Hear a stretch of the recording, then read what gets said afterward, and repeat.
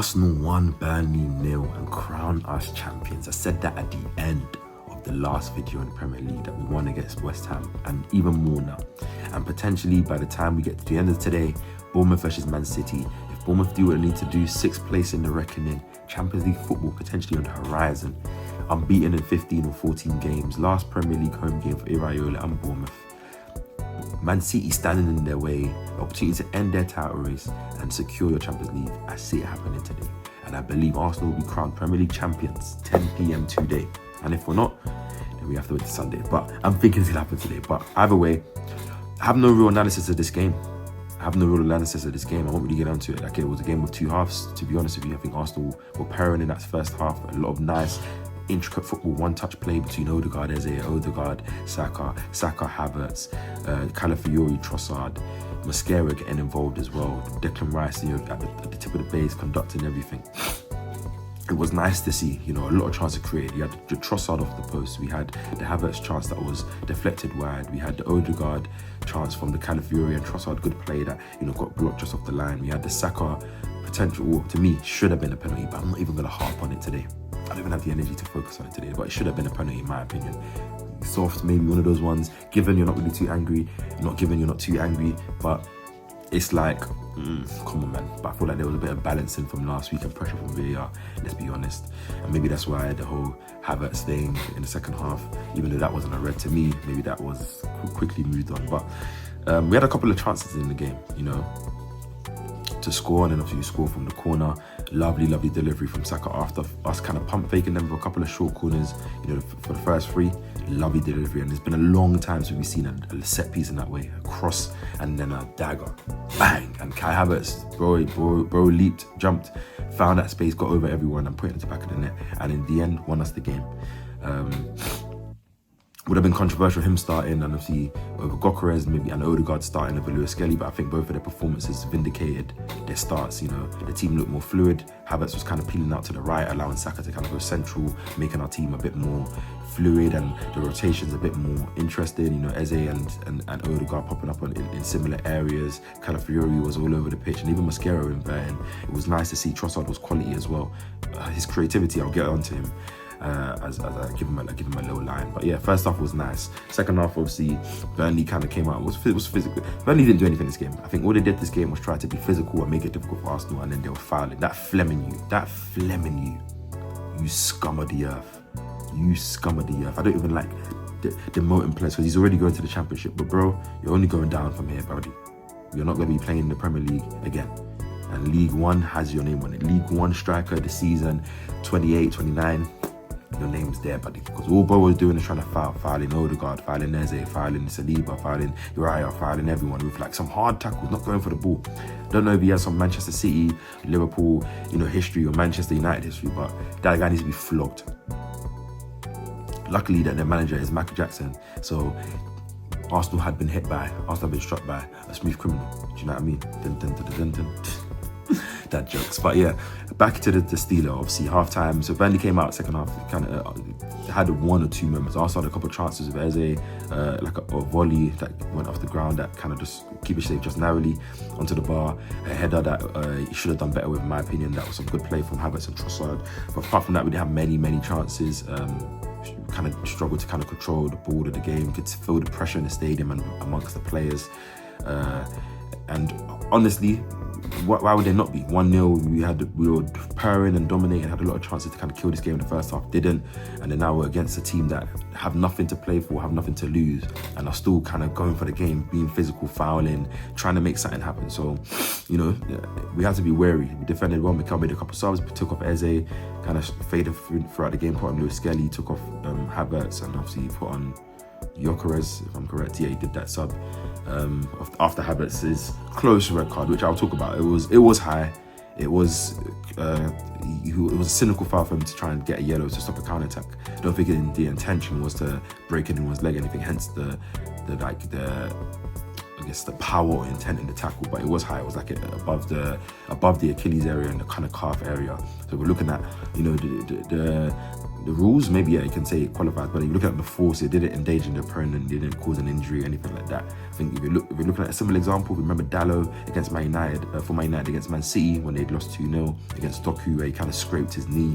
It was high and it was in a position, but it was soft. It's like when a player's going, it's like intent is all about it, is what it's about, and you know, cool. So I think that quickly moved up. But Gary Neville all game showed his true colours.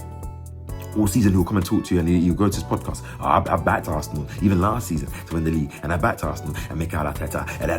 But all game, the Havertz one was calling for the red. The penalty from Saka said it wasn't a penalty. Any other little challenge, any little movement, he's saying, oh, Raya got bumped, ran into from Fleming, literally whilst he's trying to grab the ball, and he's saying he should get up. Midstream talking about Kyle Walker screamo would be crazy. I know Kyle Walker on the long throw for the last kick of the game, one of the last kick of the game. Oh, Man City here, man, yeah, fam, you're fake, buddy. I don't want your praise on that. At least Jamie Carragher's already shown on his side. He's a Liverpool guy, but you trying to done the whole thing of Man United. I have nothing to hate on Arsenal. Man City, you hate Arsenal, bro, and you're fake. But yeah, moving on from him, obviously Arsenal defended resiliently and won the game. I want to give a big shout out to Declan Rice. Obviously, he got man of the match from Sky. I gave him dual man of the match because I think him moving back into that 6th position into his own home, he's been excellent, man. Dictating play, he actually breaks a lot of lines, a lot of passes forward, whether it's long passes, whether it's through the lines to the likes of Odegaard or Eze.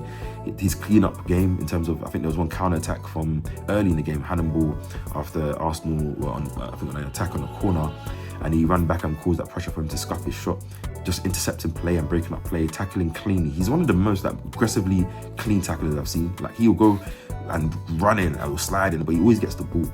And then just dictating play, you know, being there. You remember against Man City where he said it's not over. Like, people were saying he's doing it for the memes and the gimmicks. Pepe was even impressed by that mentality, and you're seeing that where that's fruition. Arsenal have, since that game against Man City, have had 4 Premier League games, have won each of those games, have got 4 clean sheets as well.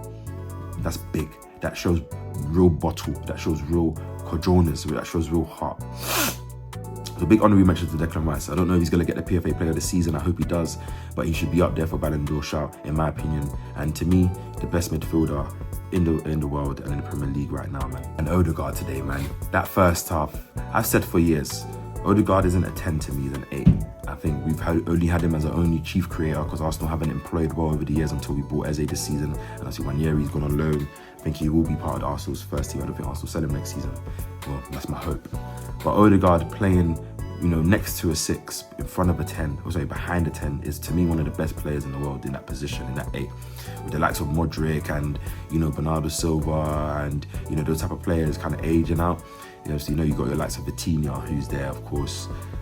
Apart from him, who really will be better than Odegaard in that deep position? Can receive the ball from the keeper, from the defenders, comfortable in all positions, can break lines, can get forward and score goals, can interlink and interject well, can be fancy, can be creative, but obviously isn't that guy that's going to constantly spam trying to get through balls, you know, there's that final pass or, you know, that final shot, but he can be the guy before the guy and then, you know, join the play, chipping with his goals and assists, you know, like Akin, you know, your Santi and your Wilshere and your Rosicky and your Ramsey, that type of player. But Odegaard will have his own style and quality and, you know, glare and you know, dance to it. I think clearly this was probably Mikel's plan for the season, for long parts of the season. Obviously, Odegaard has been injured and Eze's been out, and you know, we've never really seen them able to be paired so much. And obviously, Mendy's been playing a lot as well and such like. But I think next season, I think this midfield 3 will definitely be used. I think this will definitely be, if you add Timber, I think this will probably be the team that starts against PSG in the Champions League. Even despite Miles having a great, you know, couple of runs of games, I wouldn't mind Miles starting that game, and Gyökeres as well. I think Havertz is Mikel's number 1 choice, and for me is the number 1 choice I want to start because the team plays better with him. And I think Odegaard just kind of gave me a lot that I said, you know what, there's a lot about you in this position behind Eze, and the way him and Eze were interlinking as well, constantly the 1-2s and everything. Oh, we're so close to greatness. Drop points from City today and we'll confirm champions. Even if they win today, it's fine. I think we'll beat Palace, who have that Conference League final 3 days after. We'll probably play a rotated squad. Won't be easy. Even a rotated Palace squad won't be easy, but I think Arsenal will get the job done. Eze has his name all over that game, in my opinion. But But here, guys, man, enjoy raveling it, everything. Gloating people's faces because all the nonsense we've been seeing over the season, the goalpost shifting, the hatred, the way everyone's unified to hate on Arsenal in Champions League and Premier League. Enjoy it. Big shout out to Mikel Arteta, the manager. But obviously, I want to give another bigger shout out to Trossard. 2026 hasn't been your year, but you've been great, bro. The creativity, the Trevella passing you were doing to find guys, find runners, the shooting, the control, the first pass, the drooling. You're a big shout out to you, the cult hero. You might end up leaving us this season because of age and everything at the end of the season, but I want to give you your signing will never go in vain. A lot of us were calling for Mudryk, and good gracious, thank God that didn't happen, but thank God that we got you. Honestly, thank God that we got you. Sometimes I'm harsh on you, but Leo, you're an amazing player.